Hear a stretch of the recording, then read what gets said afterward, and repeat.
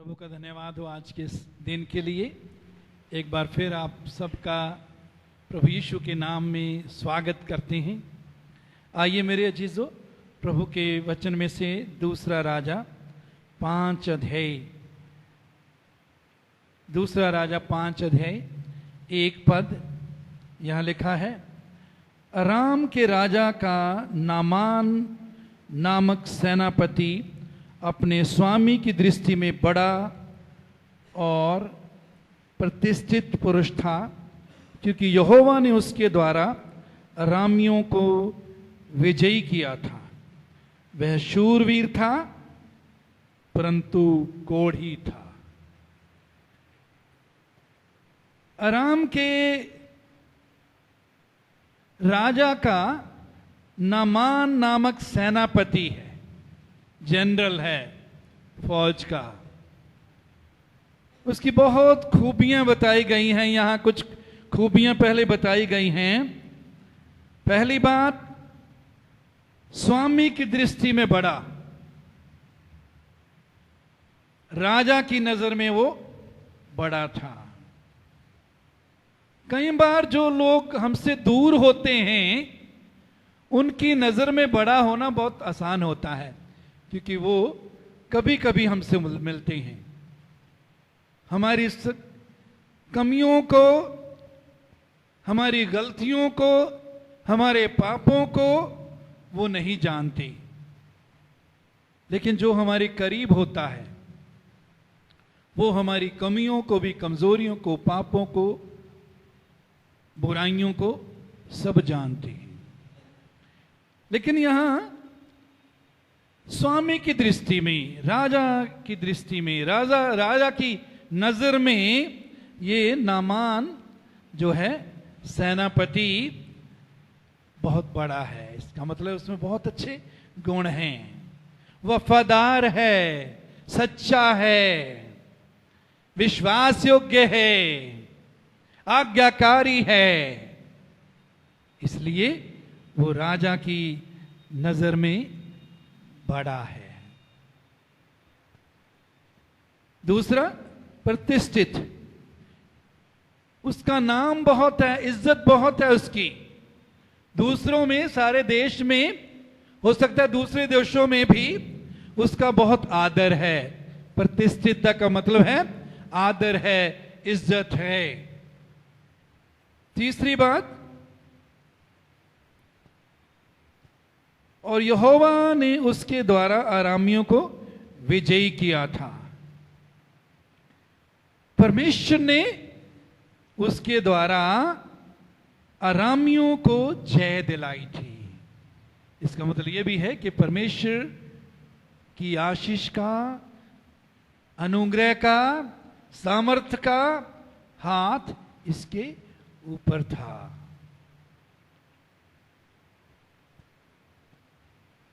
वो शूरवीर था।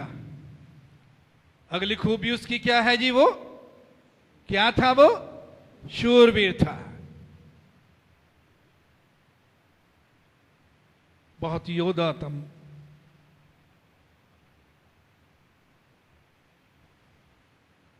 इतनी खूबियां उसमें थी, लेकिन आगे क्या लिखा है?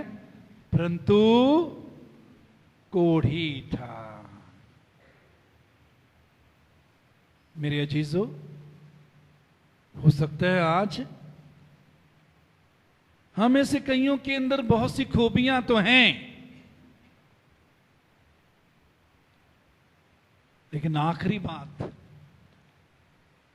बात जो लिखी है उसमें कोढ़ था। हो सकता है हमारे जीवन में भी ये खूबियां तो हो सकती हैं। हम अपने मालिक की दृष्टि में बड़े हो सकते हैं, लोगों में हमारी इज्जत हो सकती है, और बहुत बातों में हमने विजय भी पाई है। जब समस्याएं आई, चुनौतियां आई, और लेकिन आखिरी बात क्या है? वो कोढ़ी था। मेरे अजीजों, कोढ़ पाप को दिखाता है। किसको दिखाता है? पाप को। कोढ़ पाप को दिखाता है। आज हम किस तरह के विश्वासी हैं? मेरे चीजों, हो सकता है बाहर से हम बहुत आत्मिक दिख रहे हैं, हमारी गवाही अच्छी है, क्योंकि हमारे जीवन की बहुत सी बातों के बारे में दूसरों को पता नहीं।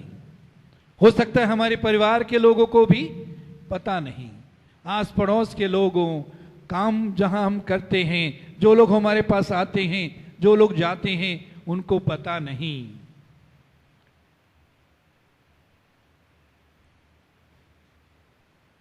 क्या इस नामान की तरह हम में आज किसी प्रकार का कोढ़ तो नहीं है?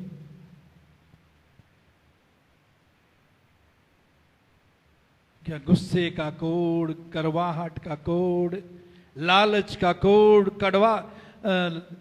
झूठ का कोढ़, बुरी अभिलाषाओं का कोढ़?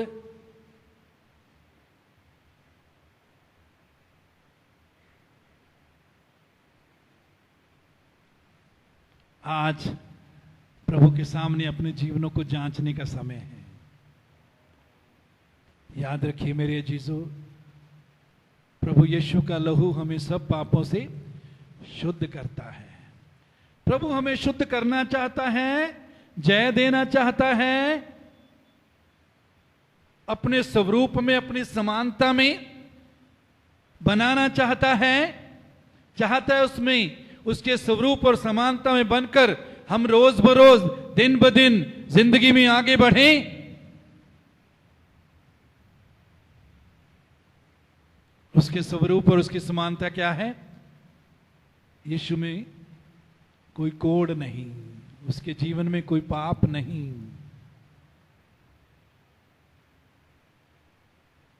मेरे जीजो, इफिसियों की पत्री में लिखे कि हम किसमें सर्जे गए हैं?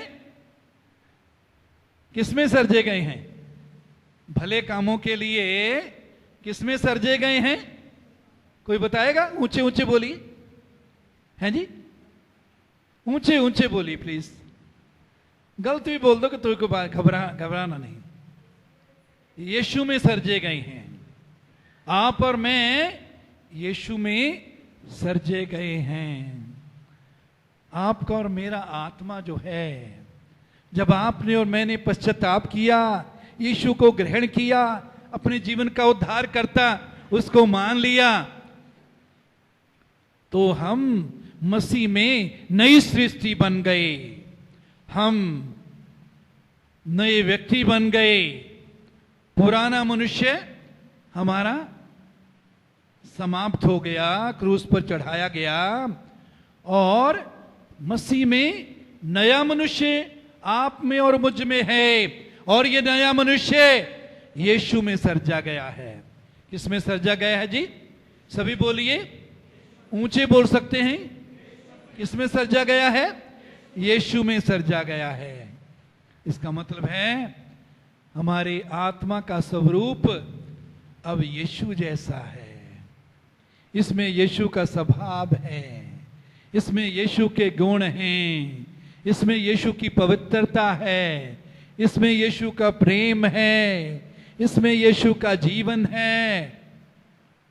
और परमेश्वर की क्या इच्छा है? कि वो जीवन हमारे अंदर से प्रतिदिन प्रकट हो, दिखे। यही वो जीवन है जो हमें जगत की ज्योति बनाता है। इसी जीवन में जीने के द्वारा हम जगत की ज्योति बनते हैं, पृथ्वी के नमक बनते हैं। हर दाग को, कोढ़ के हर दाग को, पाप के हर दाग को प्रभु हमारे अंदर से धोना चाहता है, शुद्ध करना चाहता है, ताकि लोग हमें देखकर कह सकें कि ये यीशु के साथ रहने वाले लोग हैं, ये यीशु के पीछे चलने वाले लोग हैं, ये यीशु के लोग हैं, ये परमेश्वर की पवित्र प्रजा हैं, परमेश्वर के चुने हुए हैं, याजकों का समाज हैं।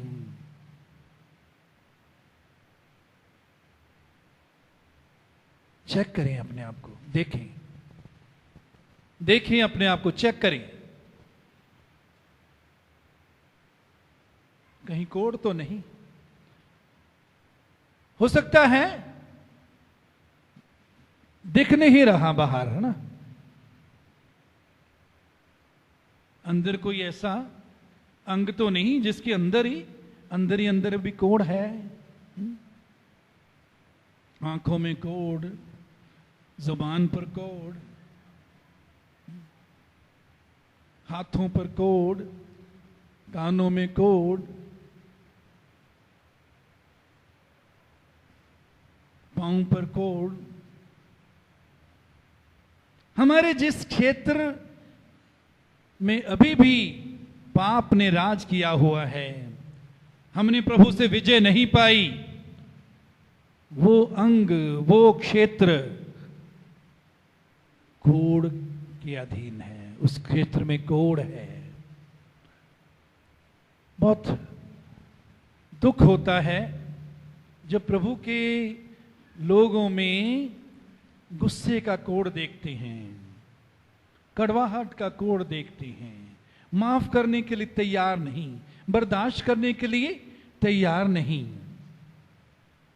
अपनी गलती मानने के लिए, उसको छोड़ने के लिए तैयार नहीं होते विश्वासी लोग। मैं संसार के लोगों की बात नहीं कर रहा, इस कलीसिया में आने वाले लोगों की बात कर रहा हूं। सहने के लिए तैयार नहीं। अगर कोई कह रहा है, कोई सेवक भी कुछ कह रहा है, चलो उसको सोचें, उस पर प्रभु के सामने लाएं, प्रभु से पूछें, प्रभु ये तेरे जो सेवक कह रहे हैं, ये दूसरे जो कह रहे हैं, इसके मुताबिक मैं सही हूं या गलत हूं, मुझे दिखा, मुझ पर प्रकट कर। प्रभु दिखाता है, प्रभु बताएगा। लेकिन हम में से कई जिद करते हैं, जिद्दी, नहीं मैं सही हूं। मेरे अजीजों, आगे हम इस घटना में देखते हैं कि किस प्रकार इसने कोड़ से, नामान ने कोड़ से छुटकारा पाया। तो जब कोड़ इसको है तो 2 पद, दूसरा राजा 5:2, अरामी लोग दल बांधकर इज़राइल के देश में जाकर वहां से एक छोटी लड़की बंदी बनाकर ले आए थे और वह नामान की पत्नी की सेवा करती थी। 3 पद, उसने अपने स्वामिनी से कहा, यदि मेरा स्वामी शोमरोन के भिषदक्ता के पास होता तो क्या ही अच्छा होता, क्योंकि वो उसको कोड़ से चंगा कर देता। छोटी बच्ची है, नौकरानी है, नौकरानी ही नहीं दासी है, गुलाम है। नौकरानी को तो पैसे मिलते हैं हर महीने या हफ्ते बाद, दासी को, गुलाम को कोई पैसा नहीं मिलता।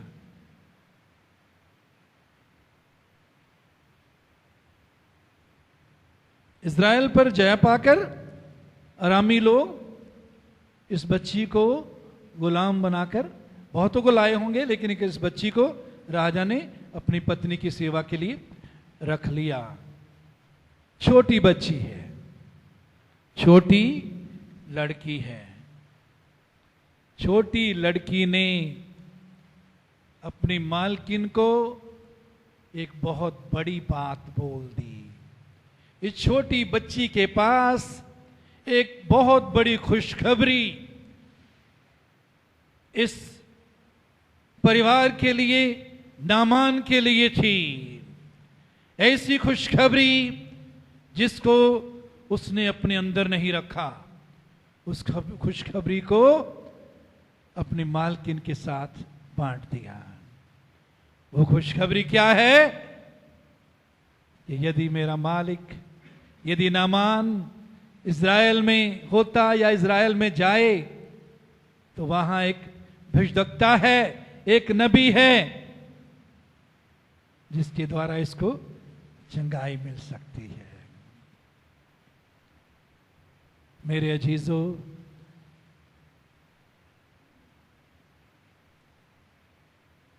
आप और मैं, हमारे पास भी एक ऐसी खुशखबरी है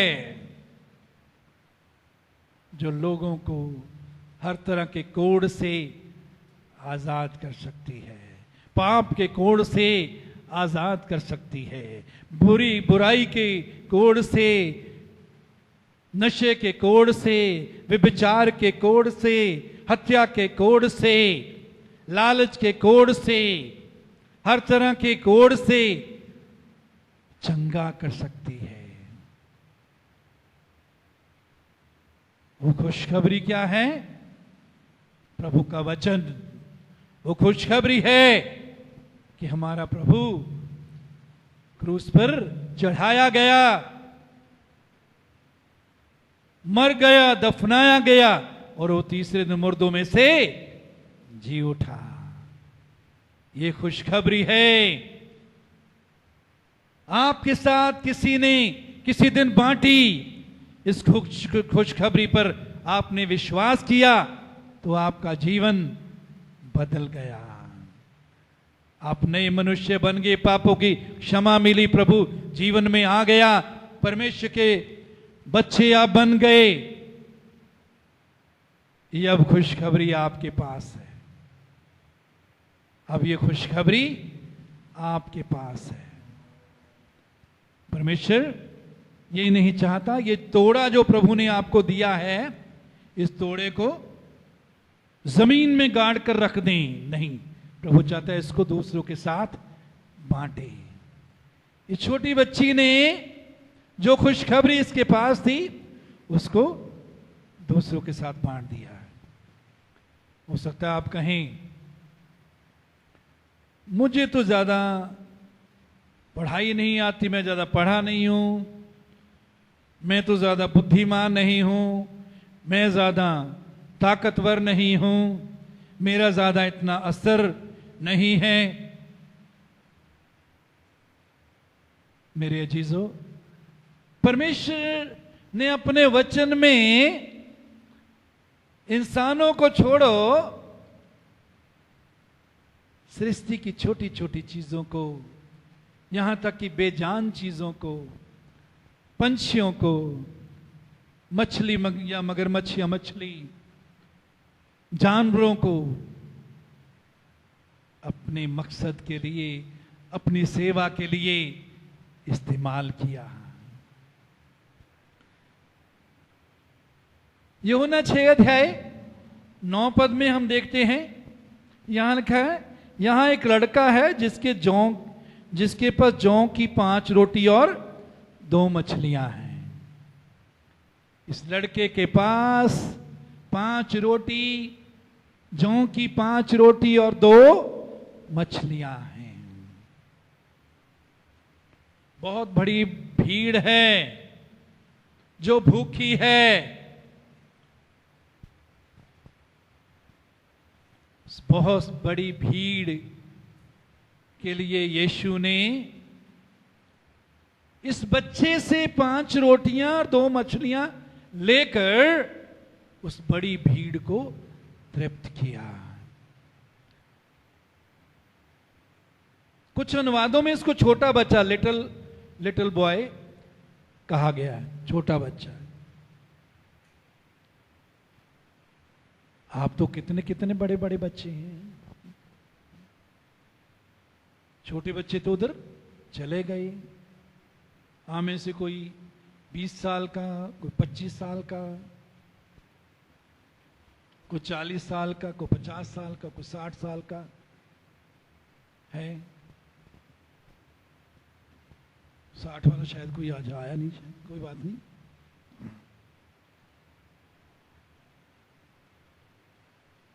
इसके पास जो था इसने दे दिया। उसको प्रभु ने बड़े चमत्कार में बदल दिया। मेरे अजीजों, प्रभु आज भी चमत्कार करना चाहता है। और वो चाहता है आपके पास जो कुछ है, जो कुछ प्रभु को आपके जीवन की या जीवन से जुड़ी हुई जिस चीज की प्रभु को जरूरत है उसको दे दें। इसने अपनी चिंता नहीं की कि मैं यदि रोटी दे दूंगा मेरा क्या बनेगा। मेरी मम्मी ने बड़े प्यार से बना के भेजी थी, विश्वास से इसने वो रोटी दे दी, यीशु पर विश्वास किया, उसके वचन, यीशु का वचन सुना, यीशु के वचन के द्वारा इसमें विश्वास पैदा हुआ। उसको विश्वास क्या, किस विश्वास से इसने दी कि इस रोटी को प्रभु जो है वो दूसरों के और मेरे सबके लिए चमत्कार में बदल सकता है। सबके लिए ये रोटियां और मछलियां इनको बढ़ा सकता है। नहीं तो वो हमारी तरह जिद करता, नहीं नहीं नहीं मैं नहीं देना, ये तो मेरे परिवार के लिए है, ये तो मेरे लिए है, ये तो मेरे भविष्य के लिए है, ये तो रिटायरमेंट के लिए है। यदि प्रभु कुछ मांगता है, परमेश्वर का आत्मा डालता है आपके मन में, तो उसे दे दें, परमेश्वर को दे दें। मेरे चीजों, यीशु ने कहा जहां तेरा धन है वहां तेरा मन है। धन सबसे ज्यादा हम कहां लगा रही हैं, वही हमारा मन है।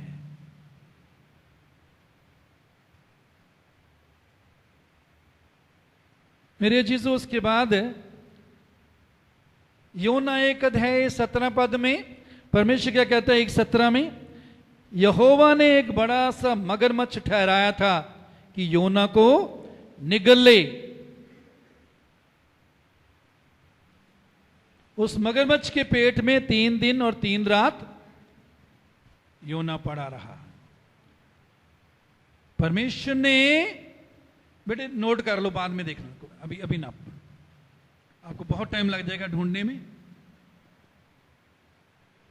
नोट करते रहिए, बाद में पढ़ लिया करेंगे। अगर बहुत आसानी से मिल जाता है तो पढ़ ले, कोई बात नहीं तो सुनिए। परमेश्वर ने मगरमच्छ को ठहराया था, किस बात के लिए ठहराया था, कि वो योना को निगल ले, योना को। और ये भी हुक्म दे दिया कि इसको हजम नहीं करना। क्या हुक्म दे दिया, कि इसको हजम नहीं करना। ये मुश्किल काम था इस मछली के लिए या मगरमच्छ के लिए। आपके पेट में अगर एक समय का भोजन हजम ना हो और आपको कहें कि 3 दिन इसको अपने अंदर रखो, कैसी हालत हो जाएगी जी, हैं? सुबह का खाया हुआ खाना दोपहर तक हजम ना हो तो कहने की जरूरत नहीं, अपने आप ही निकल जाता है। लेकिन इसको 3 दिन 3 रात इसको योना को अपने अंदर रखना पड़ा। क्यों? परमेश्वर ने इसको ठहराया था, परमेश्वर ने इसको जिम्मेवारी दी थी, परमेश्वर ने इसको आज्ञा दी थी। और इस दुख को, कष्ट को सहने के द्वारा योना का जीवन बदल गया। योना जो परमेश्वर से दूर भाग रहा था, जो परमेश्वर की इच्छा से दूर भाग रहा था, परमेश्वर की आज्ञा से दूर भाग रहा था, उसका जीवन बदल गया। और परमेश्वर ने जब आज्ञा दी 3 रात 3 दिन के बाद 10 पद में योना 1:10। तब यहोवा ने मच्छ को आज्ञा दी और उसने योना को स्थल पर उगल दिया। स्थल पर उगल दिया। मेरे अजीजों,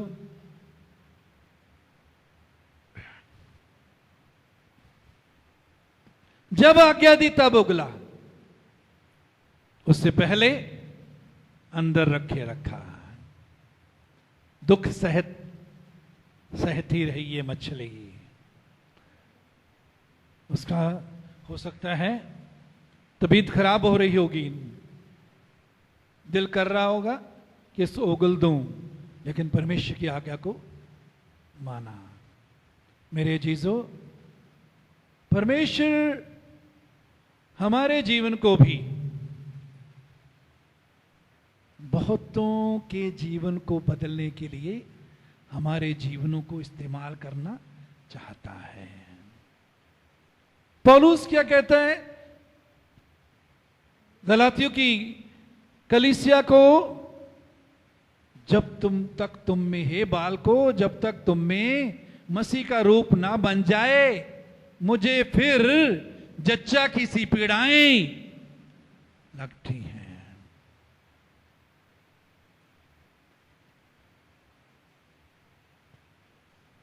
आज आपकी और मेरे अंदर किसी के लिए पीड़ा है? पीड़ा लेने के लिए तैयार हैं हम प्रभु से प्रभु को कहने के लिए तैयार हैं, प्रभु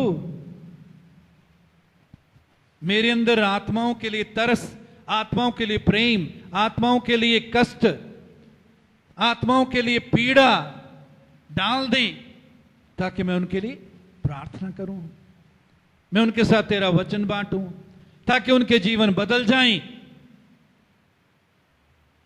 योना का जीवन इस मछली के द्वारा, परमेश्वर की आज्ञा मानने के द्वारा योना का जीवन बदल गया, उसकी चाल बदल गई। इस परमेश्वर ने जिस काम के लिए उसको ठहराया था, उसने करना शुरू कर दिया।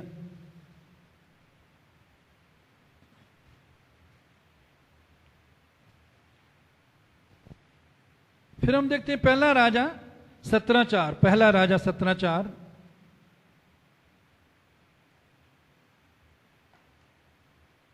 मैंने कौओं को आज्ञा दी है कि वे तुझे खिलाएं। एलिया को परमेश्वर कहता है, तू क्रीत नाले पर चला जा, वहां का पानी पिया कर, और मैंने कौओं को आज्ञा दी है कि वे तुझे खिलाएं। 6 पद, सवेरे और शाम को कौवे उसके पास रोटी और मांस लाया करते थे। सुबह और शाम दोनों समय कौवे रोटी और मांस लाया करते थे। पंछियों ने जब परमेश्वर की आज्ञा को सुना, आज्ञा पर चलने का फैसला किया, उनके स्वभाव बदल गए। कौवे का स्वभाव क्या होता है? रोटी और मांस छीनना।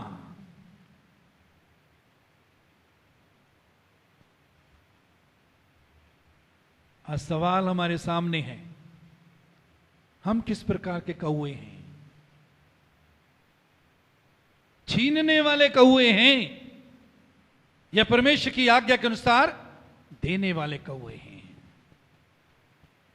कौओं को परमेश्वर ने अपने सेवक एलिया के लिए आशीष बनाया। एलिया जिंदा रह सका क्योंकि कौओं ने परमेश्वर की आज्ञा मानने का फैसला किया। कौओं ने परमेश्वर से नए स्वभाव को पाकर उसमें चलने का फैसला किया। मेरे जीसस प्रभु हमसे भी चाहता है हम नए स्वभाव में, वो नया नया मनुष्यत्व, उसको पहनकर चलें। वो नया मनुष्यत्व क्या है? मसीह का स्वभाव। वो नया मनुष्यत्व मसीह के गुण, आत्मा का फल और मसीह का स्वभाव, उसमें चलते हुए हम छीनने वाले कौवे नहीं, हम देने वाले कौवे बनेंगे, दूसरों के लिए आशीष बनेंगे। गौर करिए, अपने आप से सवाल करिए, कितने साल से आप प्रभु के साथ चल रहे हैं? आज किस तरह के कौवे हैं? आज तक किस तरह के कौवे हैं? छीनने वाले कौवे हैं या बांटने वाले कौवे, देने वाले कौवे?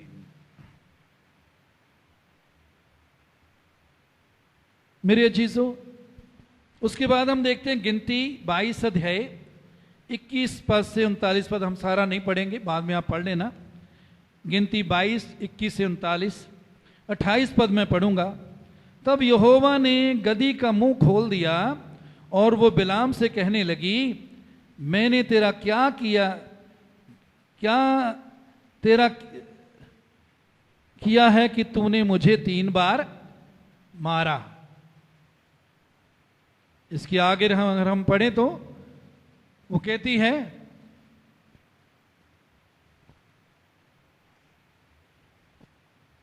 क्योंकि उसने स्वर्गदूत को देखा और रुक गई। स्वर्गदूत बाद में कहता है कि यदि गदही ना रुकती तो मैं तुझे मार देता, खत्म कर देता। क्योंकि बालाम जो है वो परमेश्वर की आज्ञा के उलट परमेश्वर के लोगों को श्राप देने के लिए जा रहा था। तो गधे ने भी परमेश्वर की आज्ञा मानकर परमेश्वर के सेवक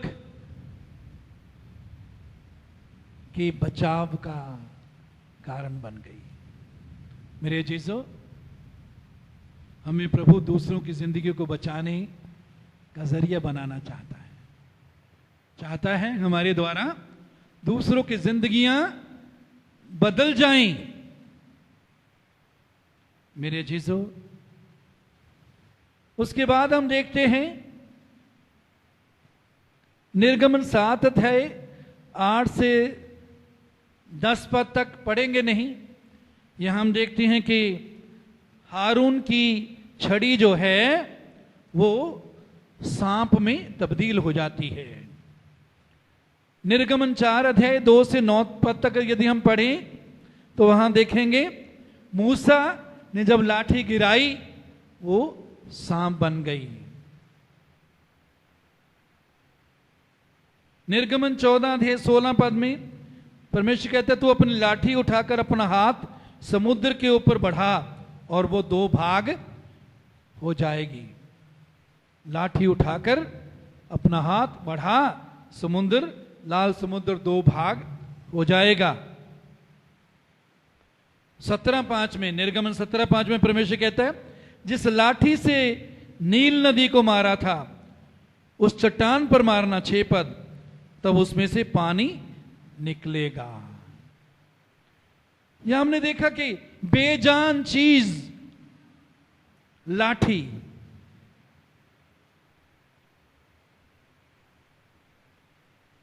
ने भी परमेश्वर की सेवा के लिए, परमेश्वर के बड़े काम के लिए अपने आप को दे दिया, इस्तेमाल होने के लिए दे दिया। और परमेश्वर ने लाठी के द्वारा अद्भुत काम किए। लाठी तो बेजान होती है, आप में और मुझ में तो जान है, परमेश्वर का जीवन है, यीशु के खून के आप और मैं खरीदे हुए लोग हैं। क्या आप और मैं आज प्रभु को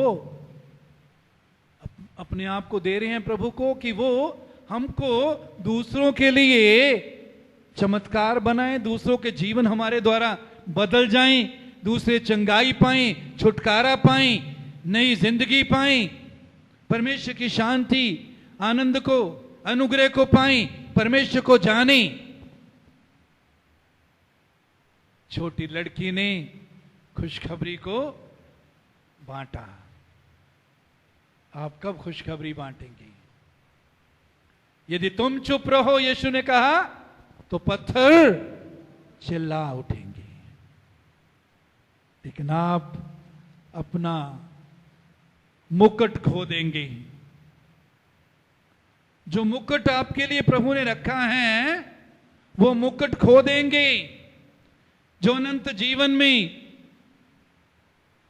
हमें जो आदर, महिमा, मुकुट प्रभु जो देने जा रहा है, उसको आप खो देंगे। प्रकाशित वाक्य में इसीलिए प्रभु कहता है, कोई तेरा मुकुट छीनने ना पाए। जो आपके लिए रखा है उसको छीनने ना दें। कैसे होगा? प्रभु जो कहता है वो करने के द्वारा, प्रभु जो सिखाता है वो करने के द्वारा, प्रभु जहां भेजता है वहां जाने के द्वारा,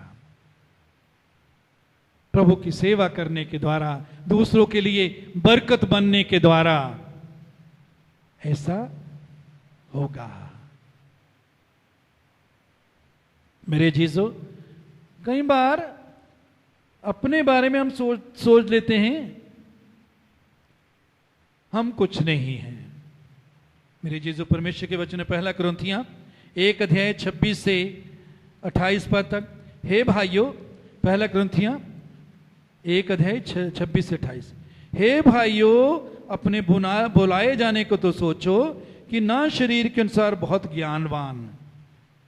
शरीर के अनुसार हो सकता है हम ज्यादा ज्ञानी नहीं हैं, और ना बहुत सामर्थी, ना बहुत ताकतवर हैं, और ना बहुत कुलीन बुलाए गए, बहुत अमीर या ऊंचे पढ़े लिखे ताकतवर घराने से नहीं हैं, परंतु परमेश्वर ने जगत के मूर्खों को चुन लिया। हो सकता है जगत में हम मूर्ख हैं, जगत के सामने हम मूर्ख हैं। जगत के मूर्खों को चुन लिया कि ज्ञानवानों को लज्जित करे, और परमेश्वर ने जगत के निर्बलों को चुन लिया।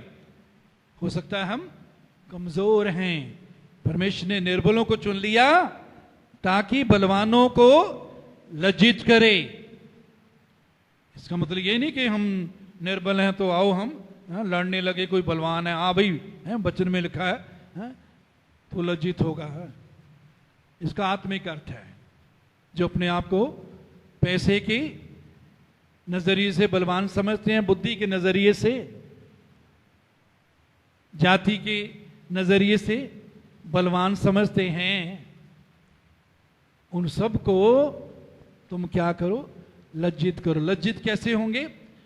हमारे जीवन को देखकर, हमारे जीवन में प्रभु को देखकर, हमारे जीवन में प्रभु की आशीष को देखकर, प्रभु के अनुग्रह को देखकर, प्रभु की दया को हमारे जीवन में देखकर, प्रभु के आनंद को देखकर, प्रभु के स्वभाव को देखकर, प्रभु के कामों को देखकर वो लज्जित होंगे, शर्मिंदा होंगे।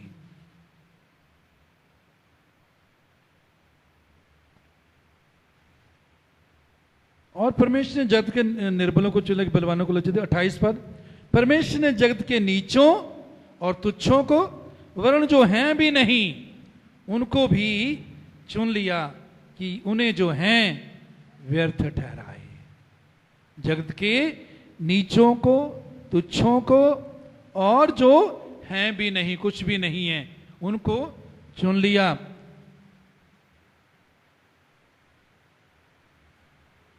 कि उन्हें जो हैं व्यर्थ ठहराए। मेरे जीजो, हम में से हर एक के लिए परमेश्वर की बड़ी योजना है। परमेश्वर हम में से हर एक को अपनी महिमा के लिए इस्तेमाल करना चाहता है।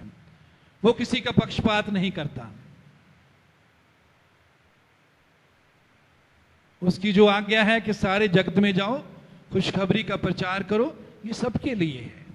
उसका पवित्र आत्मा सबके लिए। जब पवित्र आत्मा तुम पर आएगा, तुम सामर्थ पाओगे। और यहूदिया, यरूशलेम, यहूदिया, गलील और पृथ्वी के छोर तक मेरे गवाह होगे। तो गवाह बनने के लिए सबको बुलाया है। वो किसी का पक्षपात नहीं करता। हमें से हर एक को प्रभु गवाही के लिए इस्तेमाल करना चाहता है।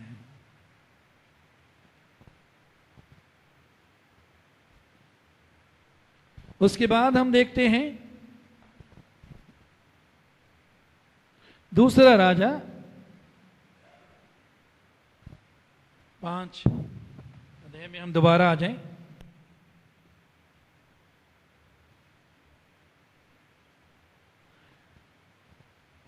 तो हम देखते हैं, जब उसने बताया, लड़की ने, उसने नामान राजा से बात की, और राजा जो है वह इज़राइल के राजा को खत लिखता है। खत में कहता है कि ये चंगा होना चाहिए मेरा सेनापति। तो ये बात जो है, राजा बहुत परेशान हो गया। जब एलीशा के पास ये बात पहुंची, तब एलीशा ने उसको कहा कि उसको मेरे पास भेज दे। और 10 पद में वो कहता है, लिखा है, तब एलीशा ने एक दूत से उसके पास ये कहला भेजा, तू जाकर यरदन में 7 बार डुबकी मार, तब तेरा शरीर ज्यों क्या त्यों चंगा, ज्यों क्या त्यों हो जाएगा, और तू शुद्ध होगा। एलीशा ने क्या कहा? 7 बार यरदन नदी में डुबकी लगा तो तेरा शरीर चंगा हो जाएगा। चाहिए तो था कि नामान परमेश्वर के दास की बात सुनता, लेकिन दास की बात सुनने के बजाय वो गुस्से हो गया। कहने लगा, मेरे देश में क्या नदियां कम हैं? और वहां की नदियों के नाम अबाना और पर नदियां, वो इस नदी से ज्यादा बेहतर हैं। मैं वहां डुबकी नहीं लगा सकता था, मुझे इतनी दूर आना पड़ा।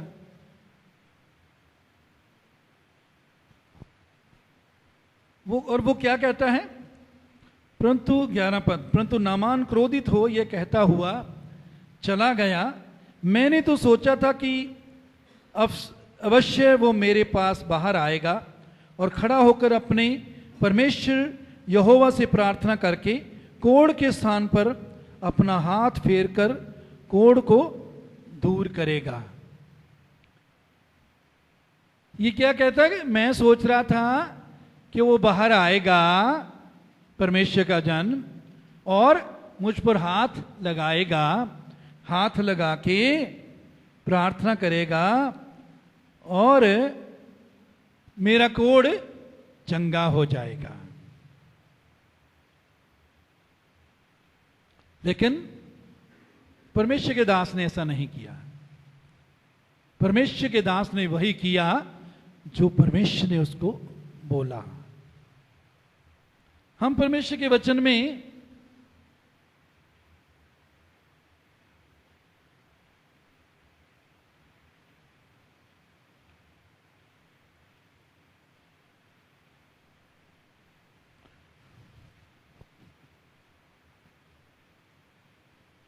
मरकुस 7 अध्याय 32 से 35 पद में यदि हम पढ़ें, मरकुस 7,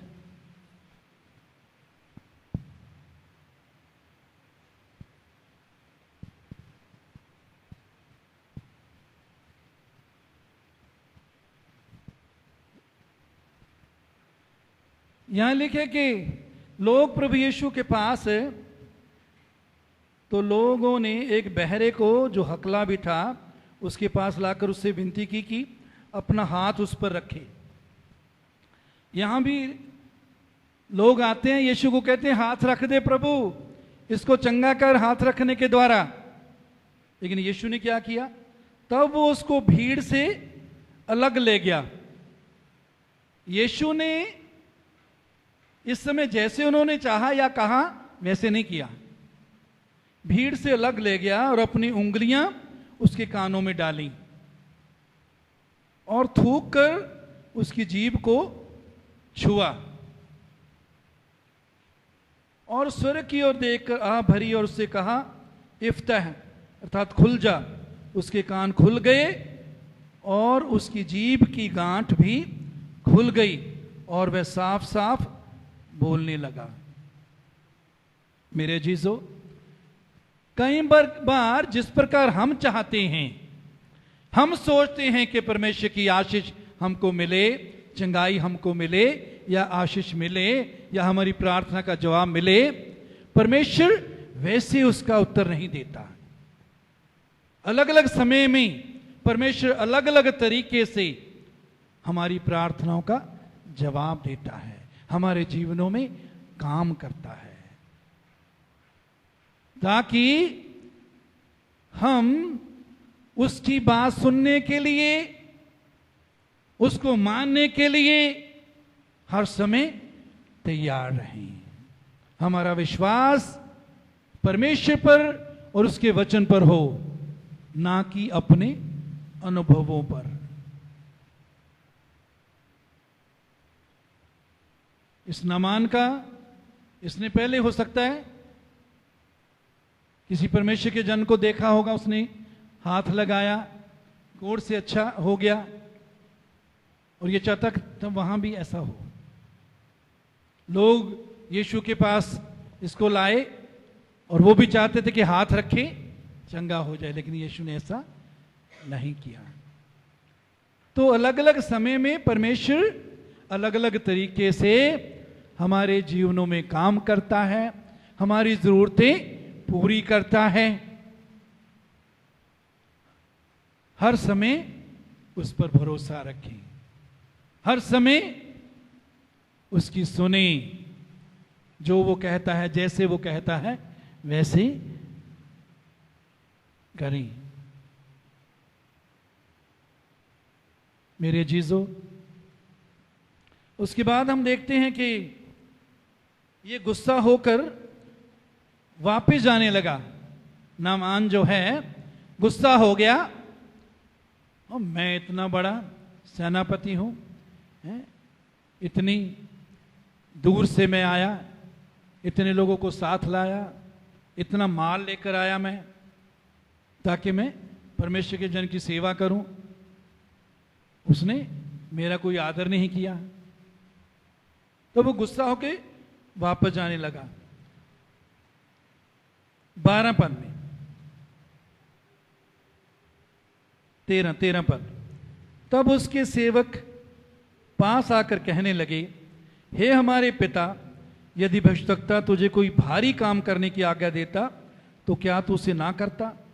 फिर जब वो कहता है कि स्नान करके शुद्ध हो जा, तो कितना अधिक इसे मानना चाहिए। इसके साथियों ने, सेवकों ने, सबॉर्डिनेट्स ने अच्छी सलाह दी। मेरे जीजो, हमेशा दूसरों की तरक्की, दूसरों की बेहतरी के लिए अच्छी सलाह देने के लिए तैयार रहें। अगर कोई गलत कदम उठा रहा है, उसको अच्छी सलाह देने के लिए तैयार रहें। बहुत बार इसमें भी हम बहुत सुस्ती करते हैं, मुझे क्या, उसने किया वो भरेगा।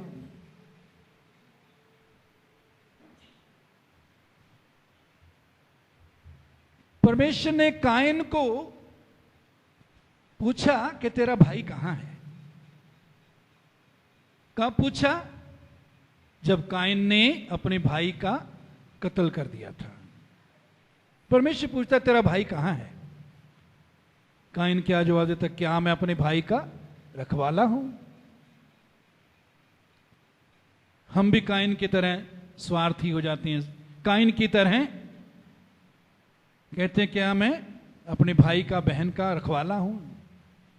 वो जैसे उसने किया है वैसे भरेगा, उसको खुद पता लगेगा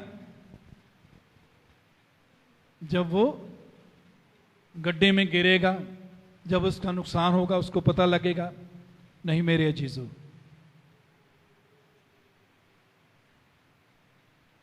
जहां परमेश्वर अवसर देता है दूसरों को अच्छी सलाह देने से ना रोके। परमेश्वर के वचन में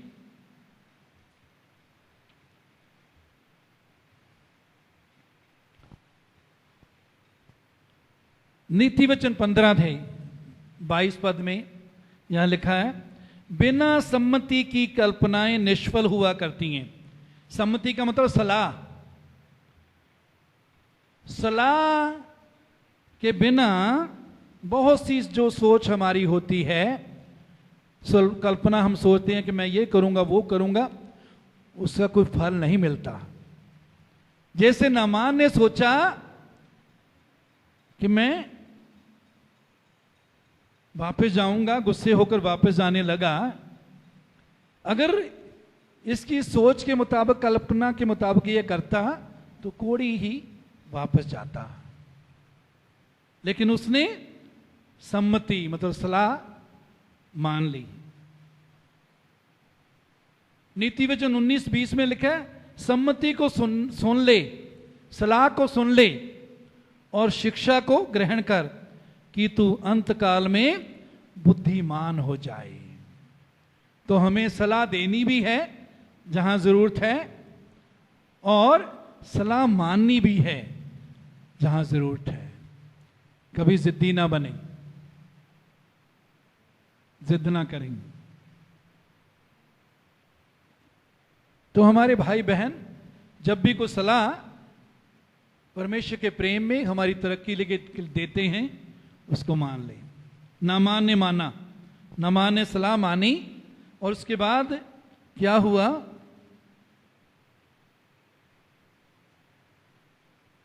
14 पद में, तब उसने परमेश्वर के भक्त के वचन के अनुसार यर्दन को जाकर उसमें 7 बार डुबकी मारी और उसका शरीर छोटे लड़के का सा हो गया और वो शुद्ध हो गया। परमेश्वर के भक्त के वचन के अनुसार, परमेश्वर के भक्त एलीशा ने जो बोला था, एलीशा ने क्या बोला था? जो परमेश्वर ने एलीशा को बोला था। एलीशा ने परमेश्वर का वचन बोला था, एलीशा ने परमेश्वर की आज्ञा बोली थी।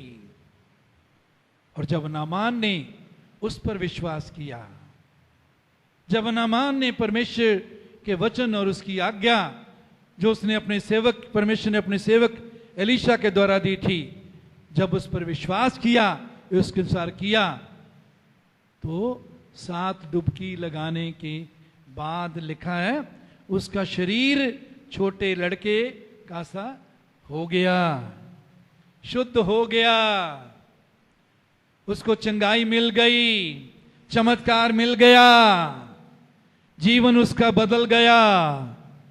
कैसे? परमेश्वर के वचन पर विश्वास करने के द्वारा। सिर्फ विश्वास ही नहीं, लेकिन परमेश्वर के वचन के अनुसार चलने के द्वारा, जो परमेश्वर ने अपने सेवक के द्वारा कहा, वो करने के द्वारा। मेरे अजीजों, परमेश्वर के वचन में जीवन है, परमेश्वर के वचन में चंगाई है, परमेश्वर के वचन में छुटकारा है, परमेश्वर के वचन में उद्धार है। डरते और कांपते हुए परमेश्वर के वचन में बने रहें। डरते और कांपने का मतलब ये नहीं कि ऐसे ऐसे हर टाइम करते रहें। परमेश्वर का और उसके वचन का आदर करते हुए, जो परमेश्वर कहता है परमेश्वर ठट्ठों में नहीं उड़ाया जाता, वचन में लिखा है। गलातियों की पत्री में लिखा, परमेश्वर ठट्ठों में नहीं उड़ाया जाता। कैसे हम ठट्ठों में उड़ाते हैं परमेश्वर को? जब उसके वचन को नहीं मानते, उसकी इच्छा में बने नहीं रहते, जब नए मनुष्य को प्रतिदिन पहनकर नहीं चलते। इफिसियों की पत्री में, कुलुस्सियों की पत्री में पौलुस कहता है, पुराने मनुष्यत्व को उतार दो। किनको कहता है? संसार के लोगों को नहीं, विश्वासियों को कहता है। किनको कहता है जी? विश्वासियों को कहता है। इसका मतलब है विश्वासी भी समय समय पर पुरानी इंसानियत को पहन लेते हैं। पुरानी इंसानियत को पहनने का मतलब है पुराना स्वभाव जो प्रभु से जब जीवन दूर था, जब तौबा नहीं की थी, प्रभु को ग्रहण नहीं किया था, वैसा जब जीवन था वैसे ही चलने लग जाते हैं। वैसे ही क्रोध में, गुस्से में, कड़वाहट में, वैसे ही लालच में, झूठ में, बुरी अभिलाषाओं में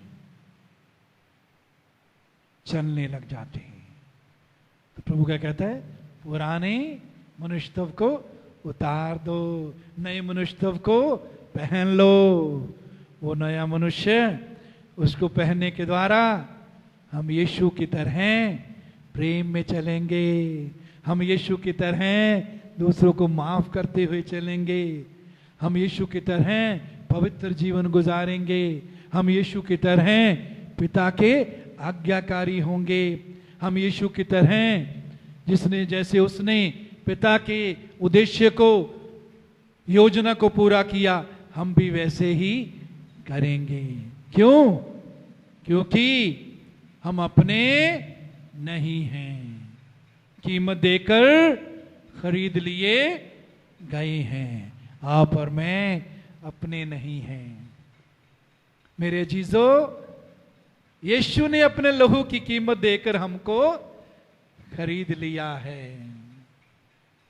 इसलिए अपने शरीर के द्वारा, अपने जीवन के द्वारा प्रभु की महिमा करें, प्रभु की सेवा करें, प्रभु को ऊंचा करें, प्रभु की इच्छा के केंद्र में बने रहें। जो उद्देश्य उसने आपके लिए रखा है, उस उद्देश्य को पूरा करें। आइए खड़े हो जाएं। हालेलुया।